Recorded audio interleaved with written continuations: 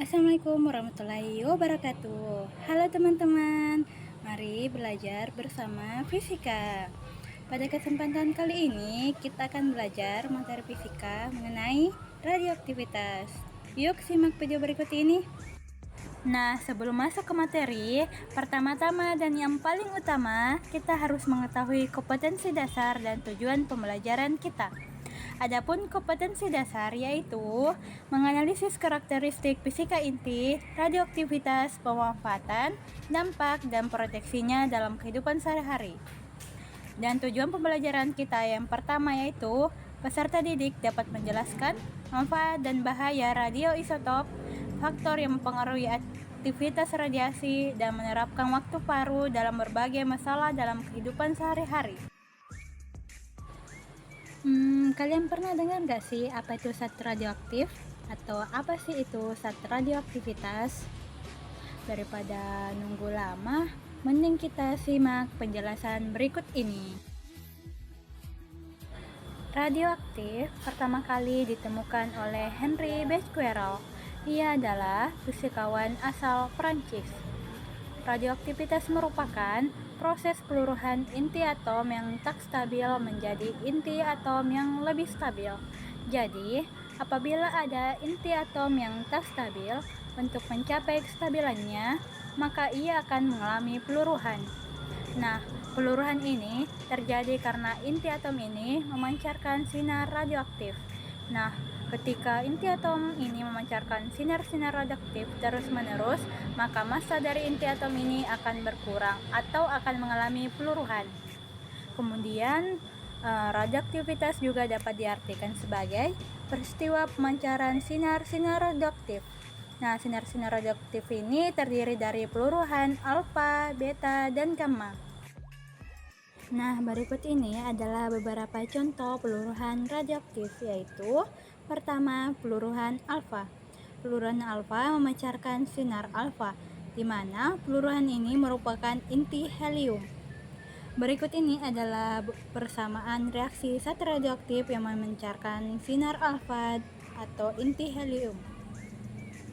Jadi, zat radioaktif yang memancarkan sinar alfa atau inti helium akan mengalami nomor massanya akan berkurang 4 dan nomor atomnya akan berkurang 2, sehingga akan membentuk inti atom yang baru.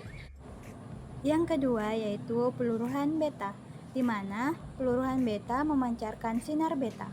Bersamaan reaksi zat radioaktif yang memancarkan sinar beta itu akan mengalami nomor massanya tetap, tetapi nomor atomnya bertambah 1. Nah, yang ketiga yaitu peluruhan gamma, di mana peluruhan gamma memancarkan sinar gamma, di mana untuk persamaan reaksinya ketika ada zat radioaktif memancarkan sinar gamma, maka akan mengalami nomor massa dan nomor atomnya tepat.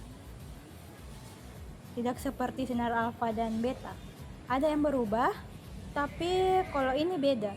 Sebelum dan setelah memancarkan sinar gamma, nilai nomor massa dan nomor atomnya tetap. Kenapa ya? Karena sinar gamma dan ini tidak bermuatan, jadi nilai nomor massa dan atomnya tetap seperti itu. Nah, adapun penjelasan lebih mendetailnya yaitu yang pertama, sinar alfa, di mana sinar alfa ini memiliki sifat-sifat sebagai berikut. Yang pertama, daya tembus paling lemah. Yang kedua, daya ionisasi paling kuat.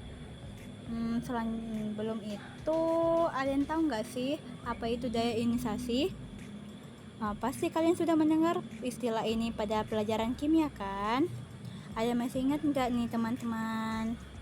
Jadi, daya ionisasi adalah kemampuan sinar radioaktif untuk menarik elektron dari atom-atom yang dilewatinya. Nah, selanjutnya yang ketiga, dapat dibelokkan dalam medan magnet dengan penyimpanan besar. Yang keempat, mempunyai energi 3-5 mega elektron volt. Yang kelima, kelajuan sinar di udara plus min 0,054 kolom sampai 0,07 kolom. Yang kedua, sinar beta. di mana memiliki sifat-sifat. Yang pertama, daya tembus cukup besar. Yang kedua, daya ionisasi tidak begitu kuat. Yang ketiga, dapat dibelokkan dalam medan magnet dengan penyimpanan kecil. Yang keempat, mempunyai energi 3-4 mega elektron volt. Yang kelima, kelajuan sinar di udara plus min 0,03 kolom sampai 0,9 kolom. Adapun yang ketiga yaitu sinar gamma, di mana memiliki sifat-sifat. Yang pertama, daya tembus sangat besar. Yang kedua, daya ionisasi sangat lemah. Yang ketiga, tidak dapat dibelokkan dalam medan magnet. Yang keempat, mempunyai energi 0,2 sampai 3 mega elektron volt. Nah, kita dapat melihat pada gambar, di mana pada gambar pertama, kemampuan daya tembus sinar alfa, beta, dan gamma, di mana pada sinar alfa hanya dapat menembus kertas saja, dan yang kedua, kemampuan daya tembus sinar beta hanya dapat melewati sampai aluminium, dan yang ketiga atau sinar gamma, di mana kemampuan daya tembusnya yang paling kuat dapat melewati sampai ke timbal, di mana pada gambar kedua sinar alfa, beta, dan gamma dalam medan magnet. Selanjutnya adalah peluruhan radioaktif. Peluruhan radioaktif adalah pecahnya inti radioaktif secara spontan yang memancarkan sinar radioaktif, di mana kecepatan peluruhan radioaktif ini dipengaruhi oleh jumlah atom dan jumlah unsur pemancar. Dengan persamaan, N sama dengan N0 dikali E pangkat minus lambda dikali T, di mana N sama dengan jumlah inti radioaktif yang tertinggal, N0 adalah jumlah inti radioaktif mula-mula, lambda adalah tetapan peluruhan, E itu bilangan natural dengan nilai 2,71828, dengan T adalah waktu peluruhan. Selanjutnya, dalam peluruhan radioaktif ini terdapat istilah waktu paruh atau half-life. Waktu paruh adalah selang waktu yang dibutuhkan oleh zat radioaktif yang meluruh hingga jumlah atom radioaktifnya tinggal setengah dari jumlah inti atom radioaktif semula. Nah, waktu paruh ini dirumuskan dengan persamaan T/2 sama dengan 0,693 per lambda atau lambda 2 dibagi lambda. Nah, dari persamaan ini kemudian disubstitusi ke dalam persamaan sebelumnya, sehingga diperoleh persamaan baru di mana N sama dengan N0 dikali 1/2 berpangkat T per T/2, di mana seperti yang kita ketahui tadi, T/2 itu adalah waktu paruh. Nah, di peluruhan radioaktif ini juga dikenal dengan adanya aktivitas radioaktif atau kecepatan disintegrasi. Aktivitas radioaktif ini adalah besaran yang menyatakan jumlah peluruhan yang terjadi setiap sekon. Dengan persamaan A sama dengan dN per dt, atau perubahan jumlah inti radioaktif yang meluruh terhadap waktu, sama dengan lambda dikali N, dan aktivitas radioaktif ini juga sama dengan A0 dikali E berpangkat minus lambda dikali T, di mana A adalah aktivitas setelah selang waktu T dengan satuan Becquerel, A0 adalah aktivitas awal, T adalah waktu peluruhan, lambda adalah konstanta peluruhan, di mana 1 Becquerel sama dengan 1 peluruhan per detik, dan 1 Curie sama dengan 3,7 dikali 10 pangkat 10 peluruhan per detik. Aktivitas radioaktif atau isotop radioaktif tidak bersifat tetap dan akan makin melemah selama proses mencapai kestabilan. Nah, adik-adik bisa lihat melemahnya aktivitas dilukiskan dengan grafik pada gambar di bawah ini. Nah, pada grafik ini ditunjukkan kurva aktivitas peluruhan radioaktif, di mana hubungan antara aktivitas peluruhan radioaktif dengan waktu peluruhannya.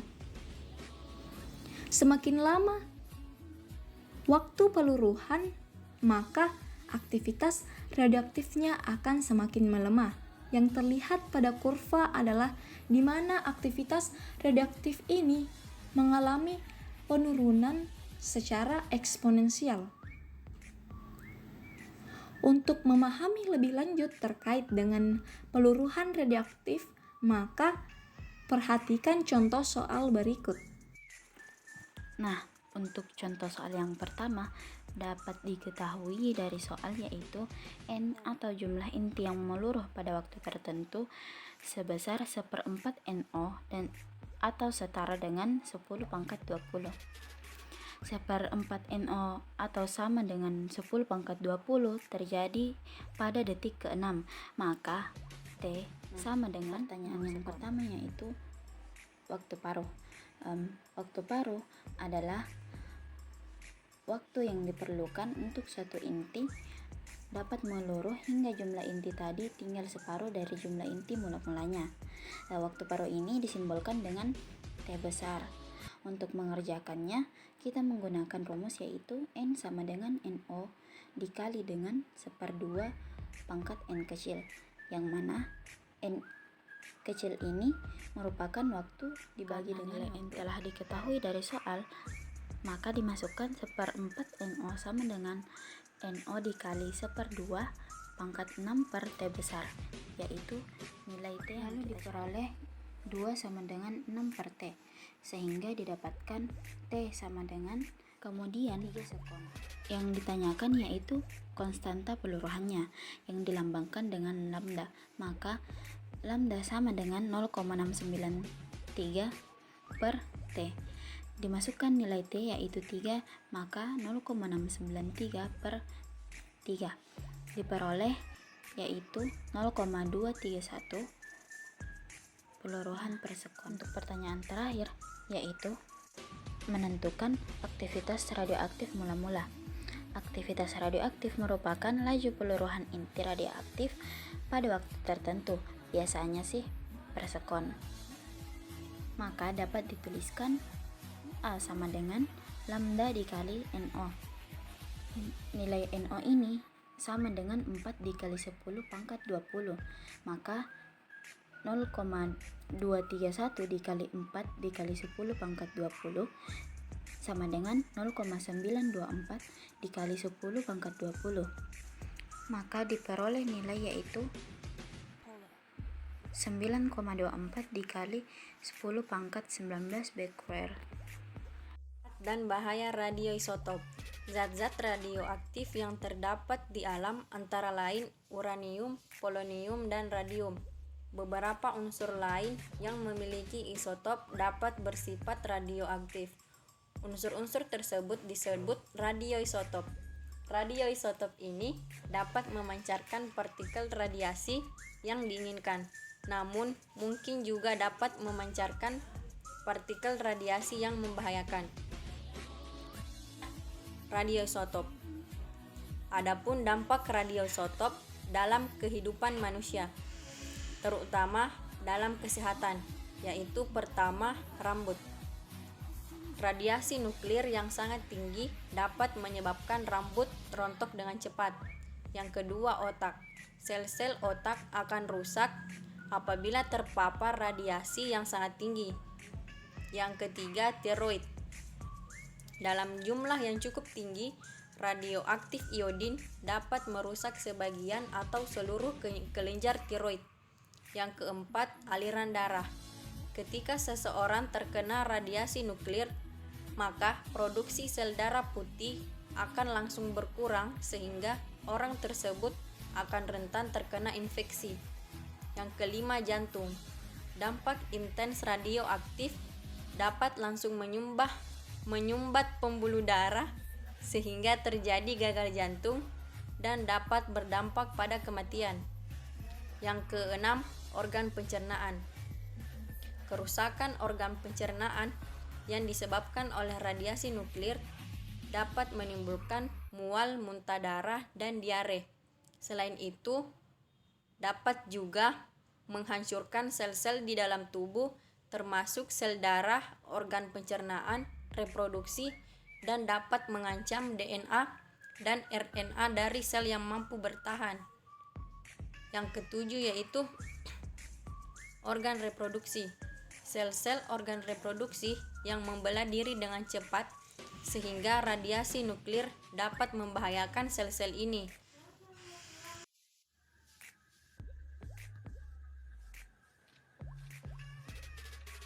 Nah, selanjutnya akan saya paparkan yaitu manfaat radioisotop. Yodium 131 memiliki manfaat untuk mendeteksi ketidaknormalan pada tiroid dan mengetahui kecepatan aliran sungai.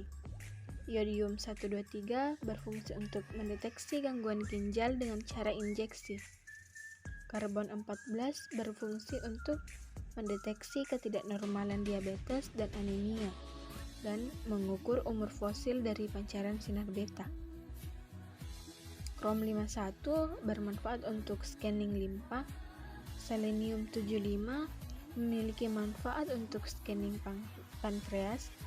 Technetium 99 untuk scanning tulang dan paru-paru, kerusakan jantung, dan menyelidiki kebocoran saluran bawah laut. Titanium 201 mendeteksi kerusakan jantung, digunakan bersamaan TC99. Gallium 67 untuk scanning getah bening. Xe133 untuk mendeteksi kesehatan paru-paru. Fe59 mempelajari pembentukan sel darah merah. Natrium 24 memiliki manfaat untuk mendeteksi penyempitan pembuluh darah dan gangguan peredaran darah, mendeteksi kebocoran saluran bawah laut, mengukur kecepatan aliran sungai. Silikon berfungsi sebagai perunut radioisotop pada pengurukan lumpur, pelabuhan atau terowongan. Fosfor 32 mengira jumlah pupuk yang diperlukan dan mendeteksi penyakit mata, tumor, dan hati. Uranium 235 sebagai bahan bakar reaktor pembangkit listrik. Uranium 238 untuk menaksir umur batuan. Kobalt 60 mengontrol pertumbuhan beberapa jenis kanker melalui sinar gamma yang dihasilkan. Oksigen 15 untuk menganalisis proses fotosintesis. Oksigen 18 untuk perunut asal mula molekul air yang terbentuk.